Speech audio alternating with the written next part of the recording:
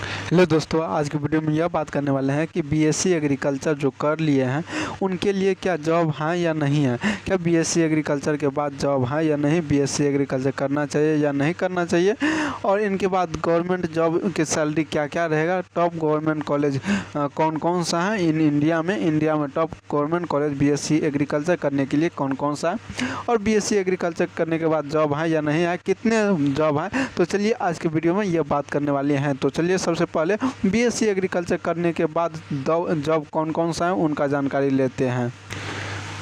सबसे पहले एक नंबर पे आपका आ जाता है एग्रीकल्चर ऑफिसर, जो डेवलपमेंट ऑफिसर होता है। तो इसको एग्ज़ाम कौन करवाता है, IBPS, जो स्टेट लेवल पे पब्लिक सर्विस कम्बिनेशन और बैंकिंग एग्ज़ाम होता है। और इनका सैलरी रहता है 4 लाख से 9 लाख तक, 10 लाख तक जाती है। और इनके बाद होता है इंडियन फॉरेस्ट सर्विस, जो IFS होता है। इसका एग्ज़ाम कौन करवाता है, UPSC। और इनका सैलरी 60,000 से लेकर 2,04,000 पर एनएम तक जाता है, यानी कि 2 लाख पर मंथ होता है 2,60,000 से। इनके बाद नाबार्ड जो होता है, ये ग्रेड एग्जाम ऑफिसर हुआ, national bank for agriculture and rural development के लिए। इनका सैलरी जो होता है 40-45 हज़ार के आसपास रहता है, 45,000 का पर मंथ रहता है। और ये बढ़ के 18 लाख तक जाती है पर ईयर। और इनके बाद food corporation of India, FCI, इनका सैलरी होता है 5 लाख से 10 लाख के बीच होता है। इसको जो है टेक्निकल ऑफिसर या टेक्निकल मेजरमेंट असिस्टेंट ऑफिसर के रूप में जॉब मिलता है। इनके बाद अगला जो होता है 6 नंबर पे जो है आपका ICR, जो सेंसिटिव या असिस्टेंट या टेक्निकल असिस्टेंट। सैलरी इनका 35,000 से शुरुआत होता है। कितना, 35,000 से जो ICR में जॉब मिलता है। इनके बाद आपको देखने को मिलेगा ये इनका जो है 6 लाख पर एनएम से लेकर 15 लाख तक जाता है। इनके बाद होता है रिसर्च, एक सेकेंड, रिसर्च एसोसिएट। इनका 40,000 से 50,000 पर मंथ चलती है। और सीनियर रिसर्च फेलो SRF भी होता है। ये जो होता है 31,000 से 35,000 पर मंथ जाती है। इनके बाद जूनियर रिसर्च एक सेकेंड फेलो होता है, जूनियर रिसर्च फेलो होता है JRF। इनका 25,000 से 30,000, इसका 31,000 से 35,000। इनके बाद हॉर्टिकल्चर ऑफिसर होता है। इनका 3 लाख से 6 लाख जाती है सैलरी पर एनएम, यानी पर ईयर 6 लाख। और इनके बाद सॉइल कंजर्वेशन ऑफिसर जो होता है, इनका सैलरी होता है 3 लाख से 5.5 लाख के बीच रहता है। और इनके बाद फूड सेफ्टी ऑफिसर, जो food safety and quality based control, salary इनका 3 लाख से 6 लाख के बीच में जाती है। 3.5 लाख से शुरुआत होती है, 6 लाख तक जाती है। फूड सेफ्टी ऑफिसर में जिनका काम रहता है फूड को सेपरेट या क्वालिटी चेक करना, कंट्रोल करना, देखना। इनके बाद नेक्स्ट जो होता है एक्सटेंशन ऑफिसर। क्या होता है एक्सटेंशन ऑफिसर, जो educate farmer of information and agriculture properties package of government में देखने को मिलता है। क्या गवर्नमेंट में देखने को मिलता है। इनका सैलरी 30,000 से 45,000 तक जाती है पर मंथ। इनके बाद नेक्स्ट जो आती है ये होता है laboratory assistant of certificate assistant SSC। क्या SSC, जिनका सैलरी स्टाफ सिलेक्शन कमीशन करवाता है। SSC एग्ज़ाम इनका कंडक्ट करवाता है लेबोरेटरी असिस्टेंट का। और इनका सैलरी होता है 5 लाख से 10 लाख के बीच। कितना, 5 लाख से 10 लाख के बीच। इनके बाद आ जाता है national diary department board, NABARD, NDDB। इनका प्रोजेक्ट एग्जीक्यूटिव प्रोजेक्ट असिस्टेंट या डिप्टी मैनेजर पे होता है job, national diary department board का। और इनका सैलरी जो होता है, इनका सैलरी देखने को मिलेगा 3 लाख से 24 लाख तक जाती है, हाईएस्ट 24 लाख तक जाती है। तो ये आपको इतना जॉब में से देखने को हाईएस्ट पैकेज इनका गया है।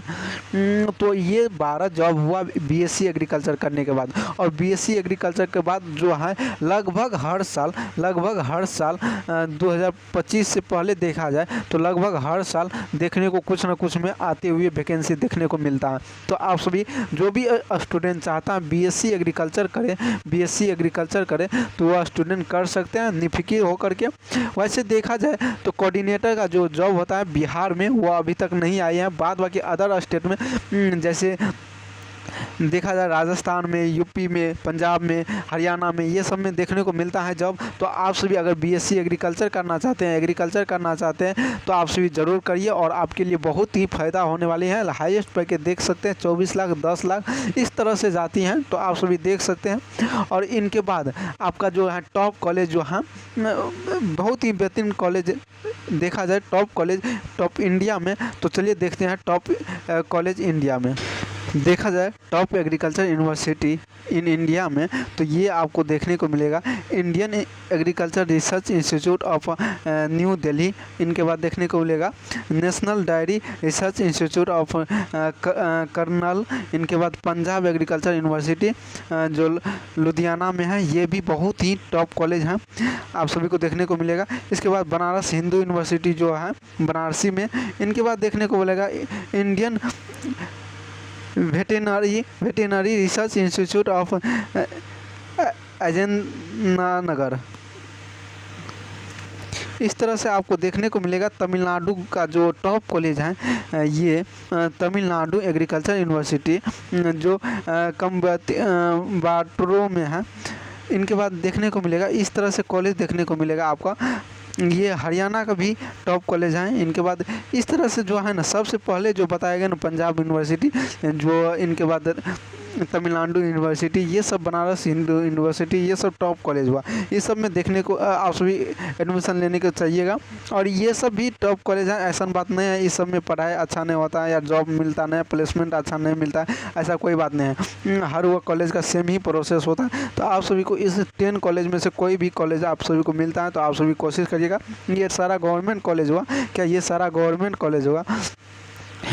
कॉलेज हुआ तो आप सभी इस सारे कॉलेज में एडमिशन लेने का चाहिएगा। और इसमें नहीं मिलता है तब कोशिश करिएगा प्राइवेट से करने का।